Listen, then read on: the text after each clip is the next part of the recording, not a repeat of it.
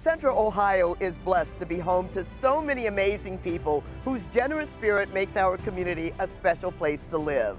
You are looking at the faces of the finalists for the 2019 Jefferson Awards. These are people who have given of themselves to the benefit of others, not expecting or wanting recognition or reward, but doing so because they saw a need and committed their time, talent, and resources to make our community a better place to live. We received more than 150 nominations for this year's Jefferson Awards, and our judging panel, made up of civic and community leaders, chose 20 finalists and ultimately 5 winners, and you're going to meet those winners tonight.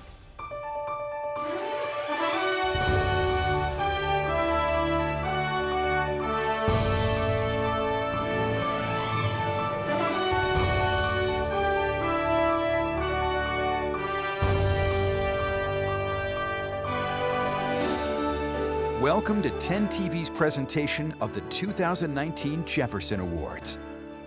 The Jefferson Awards is sponsored by Lifeline of Ohio. Hello, I'm Angela Pace, Director of Community Affairs for WBNS-TV. Tonight, we will introduce you to 5 amazing people who stand out among their peers for their can-do, giving spirit and dedication to our community. We begin with a woman who lives in Columbus's Linden area.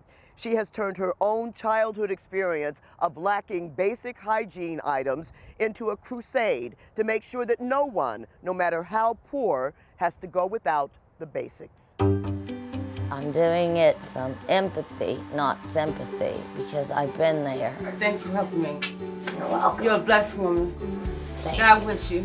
Within the Linden community of Columbus lives a woman with a heart big enough to share with everyone. Here's a hug for you, sister. Thank you. Tammy Jewell's mission to give back started from what she didn't have growing up. Well, what led me here was the lifestyle that I led in my younger days.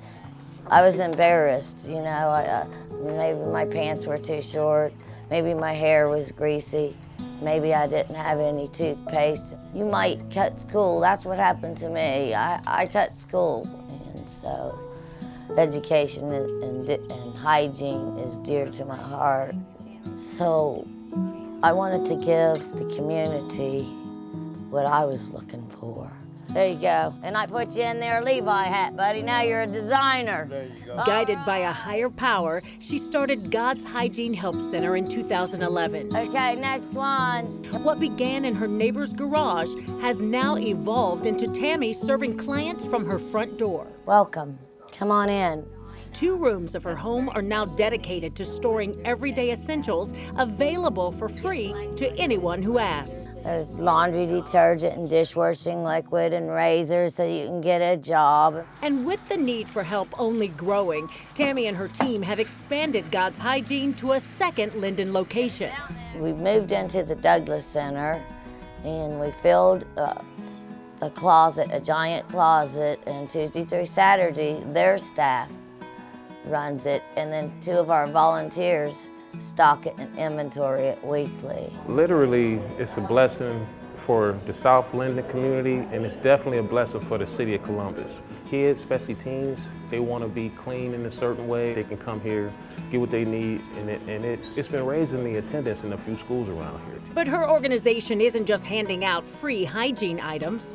We service the local schools like Linden McKinley. We also do Secret Santa, and we do Project Deep Freeze, where we take coats and body warmers and emergency blankets. Even Columbus police officers are lending a helping hand. We work closely with the community as liaison officers, and Tammy's a great resource. Well, at times she will give us supplies that she feels that we can get into places maybe she can't. From having so little to giving so much. Backed by her church and a strong group of supporters, there's no stopping Tammy Jewell's love. Tammy brings love and genuine compassion. And there's a blanket in there for you. It's not just the products that she's providing, it's the heart of God's Hygiene Help Center. The heart is, what can I do to help you, brother, get on your feet and make it? And we love her. You never know when that one interaction is going to change somebody's life because someone cared, and she's that someone that cares. God repurposed me, so now my purpose is to serve my brothers and sisters. Tammy Jewell was presented her Jefferson Award at our ceremony held at the Lincoln Theater. Tammy's big heart and giving soul is an inspiration to us all. Congratulations to Tammy Jewell. For many of us, a furnished home is something that we take for granted. But for far too many of our neighbors, a roof, bed, or even furniture to put our belongings in can be a luxury. Our next winner came up with a way to quickly manufacture a chest of drawers so that volunteer woodworkers can meet the demand of basic furniture needed in our community.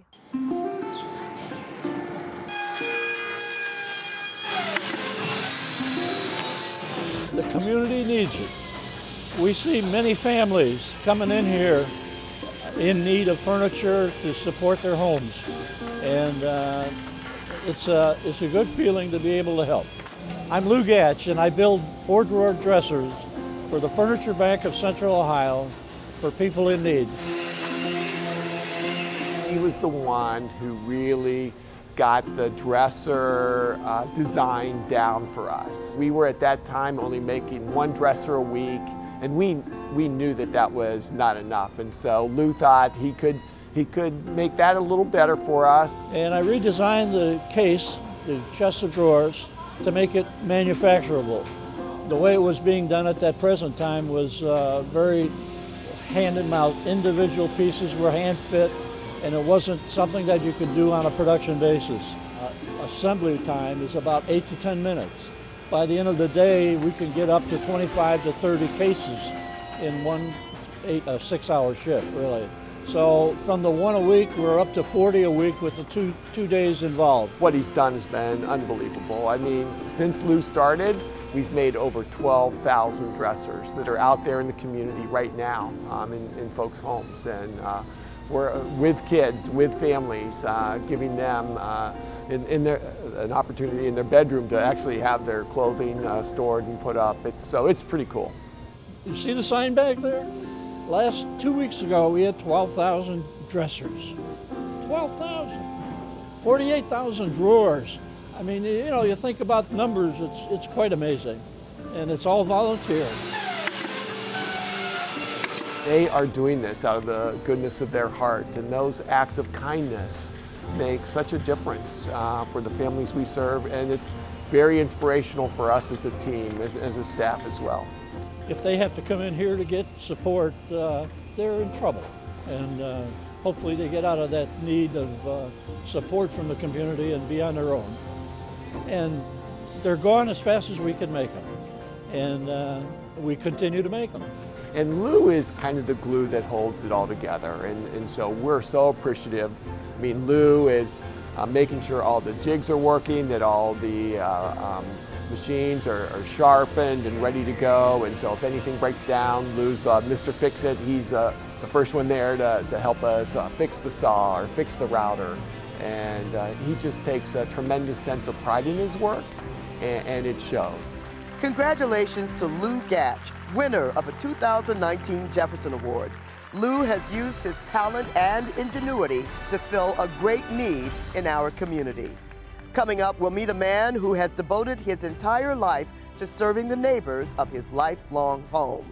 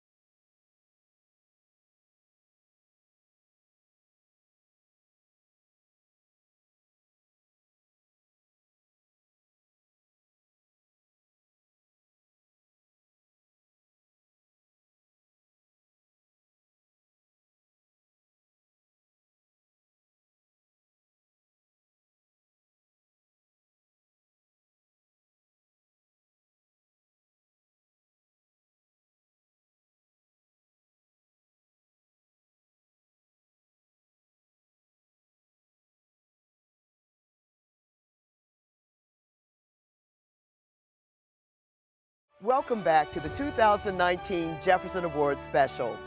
For some folks, the neighborhood where you grow up doesn't always remain your home. But for some, home is always home, and neighbors become family. One Columbus man is making sure that his neighbors and family have the best home possible. Hey, Miss Tanya, is that bucket of ice still in there? It means home. Here, guys. It's mean comfort, home, joy. Everybody got it? My name is Charles Tompkins. I've lived over here in the Milo Grogan community for over 50 years now. I'm your mama, you gotta The neighborhood of Milo Grogan is surrounded by interstates and train tracks. But within those boundaries lies a community that helped shape the man Charles Tompkins is today. Growing up in the community, we all took care of each other. The food is gonna be here. A community that looks out for its own. And my father was that person that everybody in the community went to if there was a problem. And as time went on, I actually became like my father. As a teenager, that meant volunteering his time at the local rec center, where he found more role models. They showed me how important it is to be able to have a blessing, but also to hand that blessing to somebody else and to look after your neighbors in your community. For more than 40 years, Charles has embodied that mantra. Whenever there's something going on in our community, Charles is always there. You know, a lot of people like to be out in the limelight. A lot of people want things for themselves, but he never was like that. When I grew up, we didn't have this. As chair of the Milo Grogan Area Commission, he's been instrumental in many projects. None more dear to his heart than the construction of a new rec center. Every time I come in here, it's just like the first time all over again. When they got done building the gym, and they had just got done glazing the floor, they let me be the first person to step on the floor. When I walked in and I saw that M, I just broke down into tears. It meant a lot. It was a long time coming. 40 years after he started, Charles still coaches baseball and basketball. But his work doesn't stop there. We're gonna call in on this right here. He was instrumental in the creation of New Beginnings Park, which he helped name. He also helped create and run the annual community event, Milo Fest. He even organized an appreciation breakfast and lunch for the first responders in the city of Columbus. I wanted to do something to show young people that everybody's not the same. Now, when that day first started out, the young people was kind of separate from them. But as the day went on, the officers, the young people was wearing their hats. They were hugging, they was talking, they was exchanging phone numbers. So not only did we make friends, we built relationships. And to top it all off, for more than 30 years, he's been helping less fortunate families celebrate the holidays by organizing an Adopt a Family program. It's just about people coming together just to take care of each other. He doesn't do it because he feels obligated. He doesn't do it for the glory. So after all these years, why does Charles Tompkins do it? To be there, to let people know that if they needed me for anything, I was there. I can't give you a reason why, but it's just part of me. It's who I am. Charles received his Jefferson Award at our ceremony in early April. His selfless dedication to his neighbors' well-being embodies the spirit of the Jefferson Awards. Most cities of a certain age have their culturally historic neighborhoods, and those who have come out of these neighborhoods cherish those memories and that identity. Our next winner knew that preserving a piece of the neighborhood was important so that future generations could understand their past. If you sit in this room, there's so much history that's recorded in this room in these books. Rita Smith has a story to tell. On my grandmother's side, her family, she was enslaved. And genealogy and history. Can you believe that 200 years ago, that story began? Are her passions. For myself, I would have had a different appreciation of my own self-image if I had known the truth about our history. The images of my history in terms of Afro-Americans was some happy slaves around a bonfire. That wasn't much of a history. The importance of knowing where you came from, your family's past, their traditions, your culture, became the catalyst for Rita on a journey to City Hall and beyond. I'm Rita Smith, a former resident of Poindexter Village earlier in my life, and I have worked to save this segment of our story and our history. Poindexter Village, one of the first public housing projects in the country, was a thriving community of more than 400 townhomes spanning 35 buildings. It was a home to many members of the Black community from when it opened in 1940 until the last residents moved out in 2012. Everywhere you go, you will find somebody that lived in Poindexter Village. Rita moved into the village shortly after she married, raising her son and twin daughters there. It was such a safe place, such a special place. The rally to save a piece of Poindexter began about 10 years ago, shortly after the Columbus Metropolitan Housing Authority announced plans to demolish all 35 buildings. Oh, look at that. With the help of other like-minded preservationists, Rita led a small group to form the James Preston Poindexter Foundation. And slowly but surely, she amassed a coalition of support to save this part of our city's history. We had that concept nowadays that it was subsidized housing. No, it was not. You had to have a job. And if you lived in Poindexter, you had to have a good reputation, and if you caused any problems, you were quickly removed. Rita believes this story must be saved, and she would get the word out any way she could. She'd write to, the head of HUD or to President Obama, and they would all write back and say, well, we're interested in what's going on, and they would look into whatever she said. And that's what really kept the project going for such a long time. Tony Smith took over as chairperson of the Poindexter Foundation and says it wasn't just Rita's leadership that kept the effort alive, it was also her passion. And she threatened to tie herself to the tree. I think that sort of stopped people and said, well, maybe we don't really want that image. I said I was going to come out here and chain myself to that tree, and they kind of took me serious, I guess.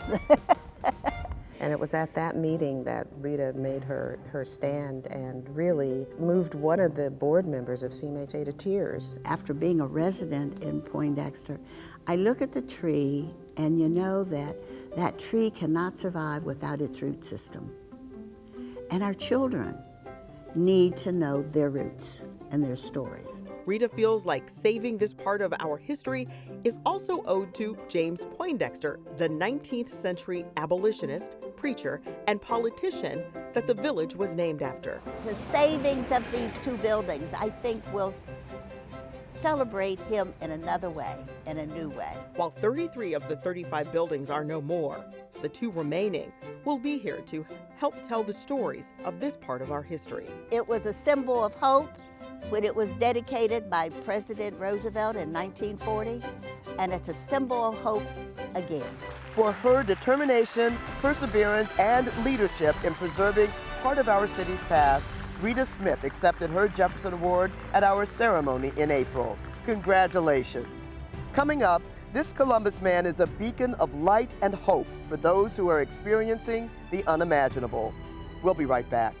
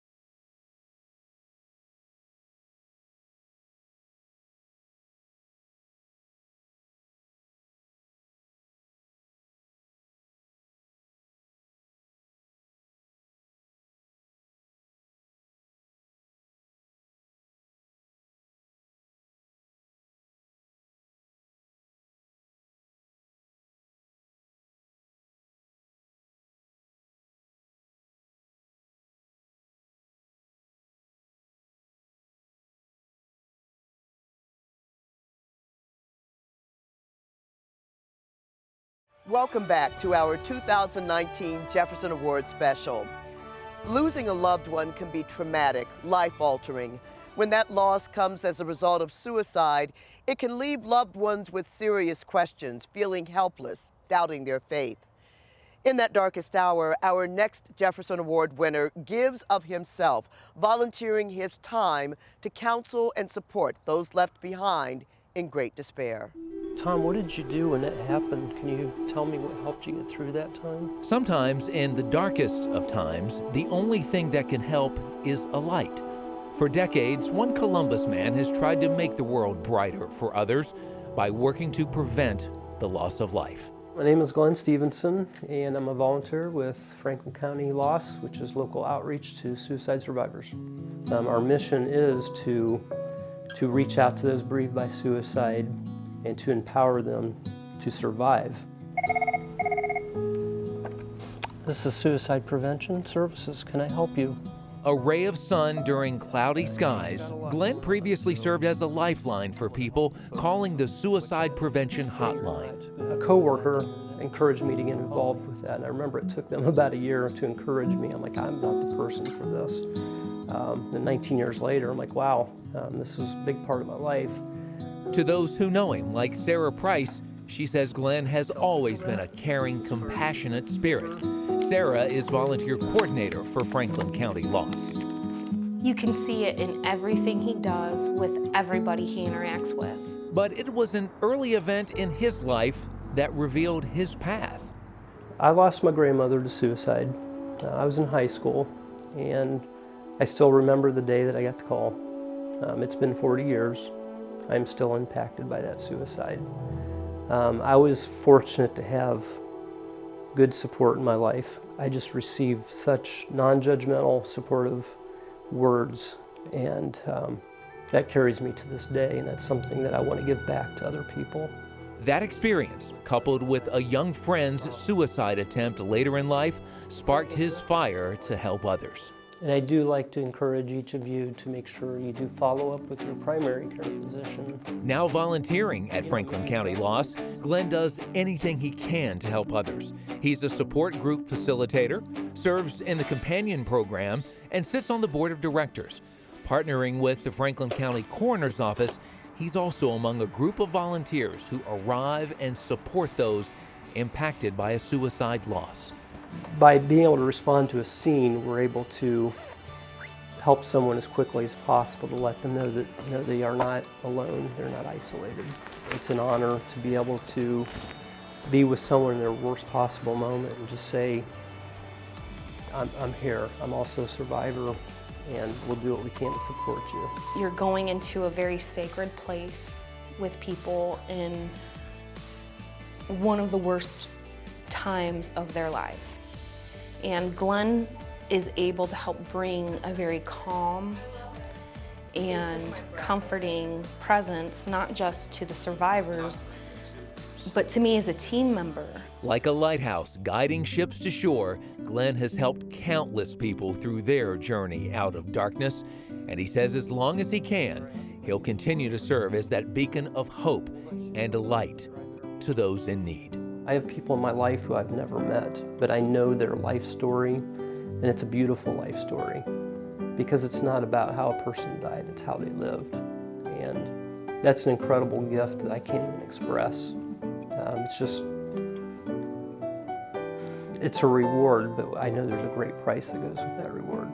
Congratulations to Glenn Stevenson. His passion for supporting others defines the caring spirit of a Jefferson Award recipient. Coming up, we'll find out which of our Jefferson Award winners will represent Central Ohio at the National Jefferson Award ceremony held in our nation's capital.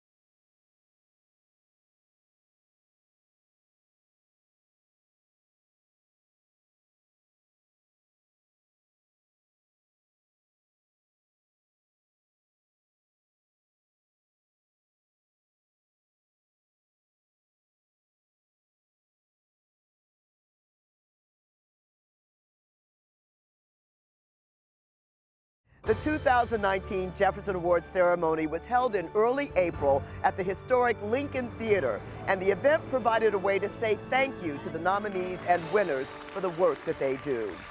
Our guests were entertained by the dynamic Amber Nicole, a member of the band Mojo Flow. Amber wowed the audience with her powerful voice and set the stage for a special evening to recognize our 20 finalists. 10 TV alumnus Chuck White joined me on stage to host the evening. Our audience heard the words of encouragement from Kent Holloway, CEO of Lifeline of Ohio, and the Honorable Kevin Boyce, Franklin County Commissioner. Last year's local representative to the National Jefferson Awards ceremony, Kyle McKay, shared his experience of his trip to Washington, D.C. Each year, one of our 5 local winners is selected to represent Columbus at the National Jefferson Awards ceremony. And this year, Glenn Stevenson was chosen for that honor for his work in supporting those affected by suicide. If you know of someone who is making a difference and is improving life in our community, be sure to nominate him or her for a 2020 Jefferson Award. Be on the lookout next January for information on how to submit a nomination. Thank you so much for watching the 2019 Jefferson Awards special. From everyone here at 10 TV, have a great day. Thanks for watching 10 TV's presentation of the 2019 Jefferson Awards.